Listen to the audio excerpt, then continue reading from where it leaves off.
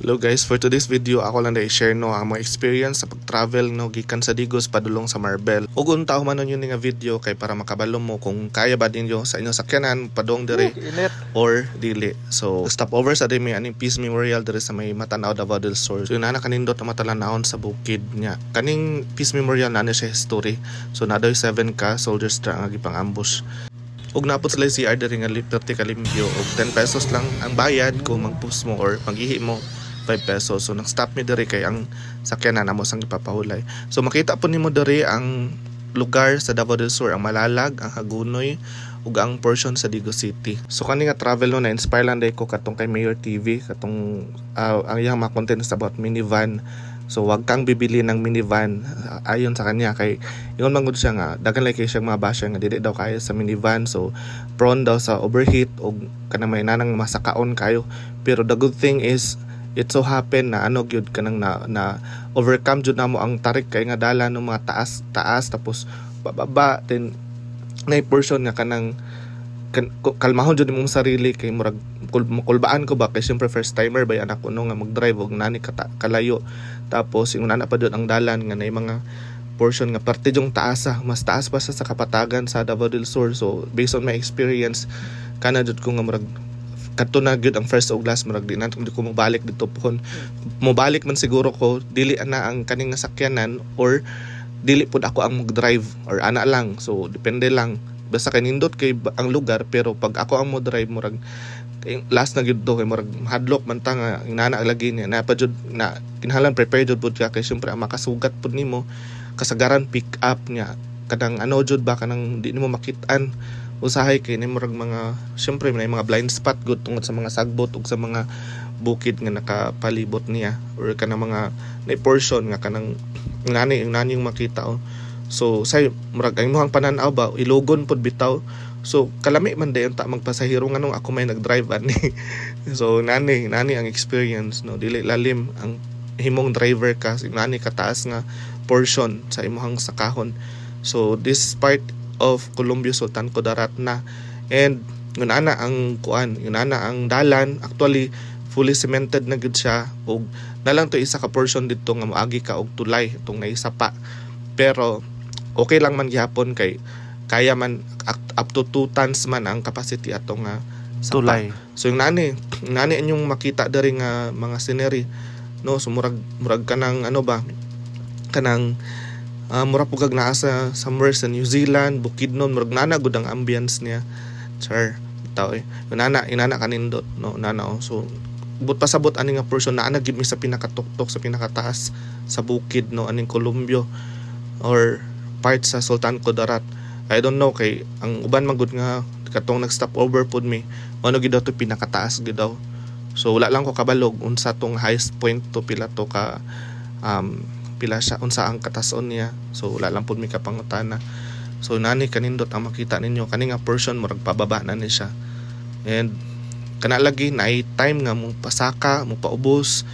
So ano gyud breathtaking jud siya nga experience. So kanina motor nana talagsaon lang ang makasugatan ninyo ang ano man gud kani magong bypass road Digos to South Cotabato or province of Davao del Sur to South Cotabato.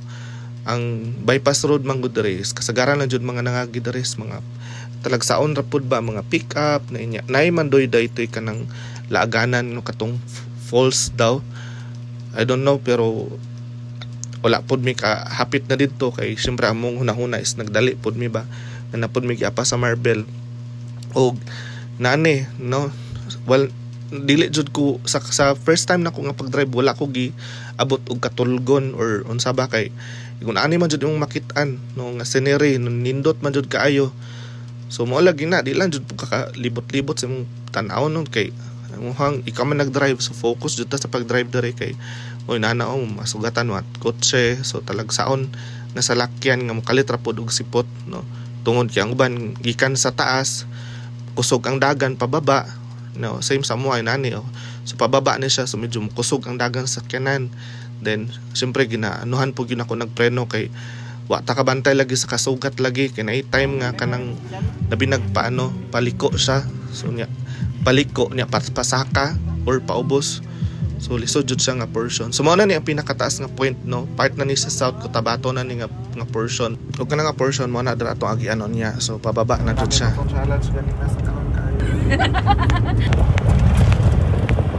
So kalayo sa Ginono wala man pud mi naka-encounter og overheat or check engine. So thankful kay ko sa sakyanan jud. Syempre ug naning pud nga travel so kailangan jud mo mga grabing pangamuyo no kay syempre first timer lang kita niya. Believe lang jud po kay ko sa sakyanan kay ang nagka-store gid mo sa gasolina so may dagan na gud siya og around 1.5 no. So ang travel as gikan Digos padulong Marbel, then Marbel to Lake Cebu, then Lake Cebu ni baba na pod mig Marbel, then ituyok na mi og Jansan namin ni agi.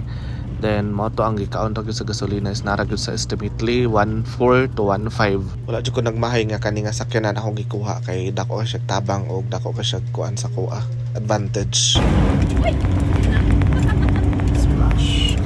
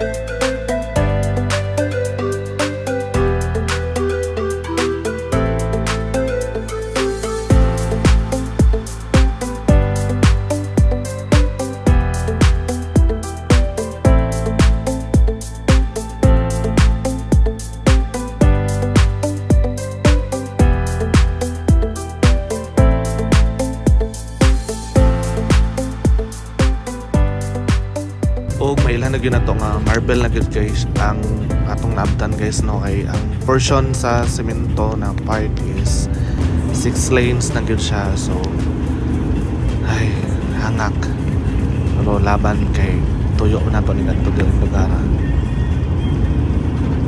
And after na mo nag sa marble lang diretso na din balik Cebu.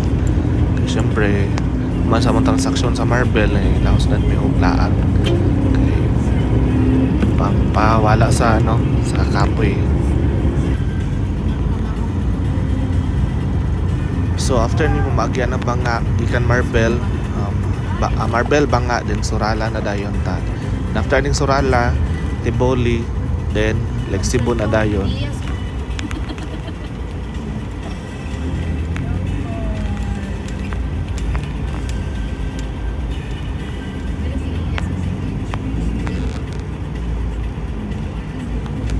So grabe kanindot ilahang mga karsada dito no. Tas grabe kanindot po ilahang pagkahimo sa round ball sa Surala kay very ethnic. Uba to guys no, gabi na jud minaabot dito sa mga giadtuan sa Lake Cebu. So pati pa jung ngit-ngitag abot pa jud mig ulan pero worth it pud kay ang lugar nga mong naabtan. So diri mi nag-overnight ug pagkaugma nang sayo pud mig lakaw dito sa among stayhan and we arrive safe no. Nakauli ra gyud taon mi nga walay palya ang sakyanan og safe ang mga pagbiyahe og ang kilometers sa among gibiyahe no didagan jud siya og around 365 kilometers og ang gasolina niya is around sa 1,400 to 1,500 ang na-consume. Og daghan kay salamat sa pagtanaw ani nga video guys. Manihapon na ta kay gutom na og labi kay ang pagkaon.